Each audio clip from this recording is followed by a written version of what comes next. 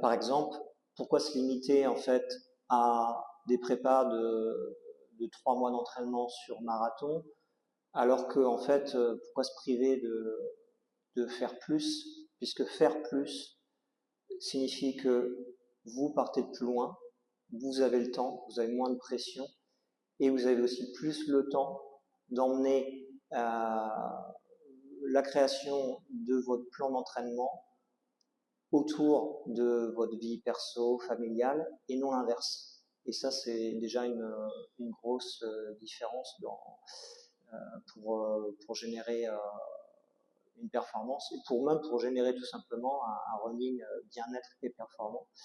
Parce que si vous êtes relax par rapport à vos créneaux d'entraînement, et aussi en fait à avoir moins de pression pour tout caser, faut partir de plus loin, évidemment, avec de la structure, mais ça signifie pas d'être tout. Comme on part de loin, on a aussi une marge de manœuvre qui est plus grande, et ça signifie que on a le temps pour expérimenter. Et c'est ce qui est important.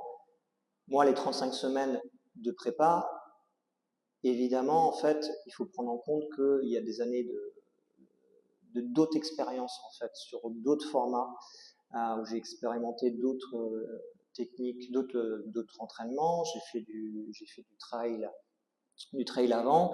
Et, juste avant, on a les 35 semaines de prépa pour ce marathon.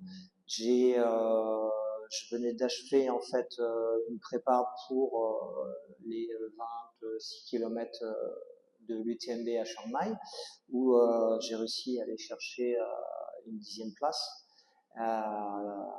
où je me suis bien investi sur cette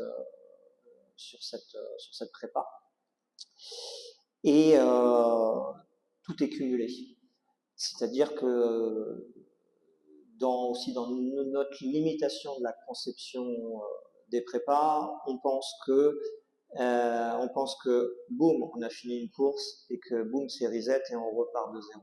Alors que non, en fait, on accumule de l'expérience et en fait, il faut simplement en fait prendre le temps pour bien récupérer et laisser cette expérience,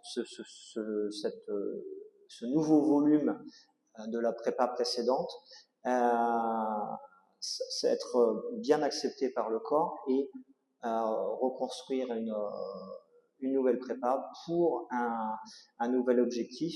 C'est important je considère que c'est important de varier les objectifs, la taille des objectifs, pour développer différentes qualités.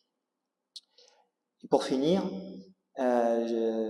juste un dernier mot. Je fais le stop 3 heures en Thaïlande à 44 ans, à 16 ans après un record à 3h03 et 5 minutes. Donc du coup, j'ai amélioré mon record perso de 4 minutes.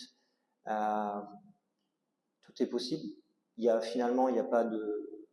On a tendance en fait à penser qu'on est limité par l'âge et par nos capacités, mais on est plus limité par la façon notre façon de penser. C'est-à-dire qu'on pense que on vieillit et on reste à notre schéma d'entraînement passé. Alors que notre corps a évolué, notre état d'esprit a évolué. Notre corps va demander peut-être une autre manière de s'entraîner, on va être peut-être plus endurant, on va peut-être arriver au même résultat, mais pas en s'entraînant spécialement plus, mais en s'entraînant différemment. L'intérêt, par exemple, d'ajouter des sports combinés, l'intérêt en fait de comprendre que de faire des séries à vitesse maximale, pour atteindre de la vitesse maximale, on a besoin peut-être de plus d'échauffement, on a besoin aussi de rétrécir ces fractionnés. Tout ça pour éviter pour éviter des blessures et parce que c'est simplement notre vieillissement qui fait que on doit juste adopter une technique, une méthode d'entraînement qui est compatible avec notre corps du moment et avec notre état d'esprit du moment. Si on est plus vieux, ça signifie que normalement, on a atteint aussi une meilleure connaissance de soi. Donc on connaît un peu plus nos limites, on a un peu plus d'expérience de course, qui sait qu'on s'est mieux calibré. Voilà. J'espère que cette vidéo vous a plu. Il y en aura d'autres, j'espère.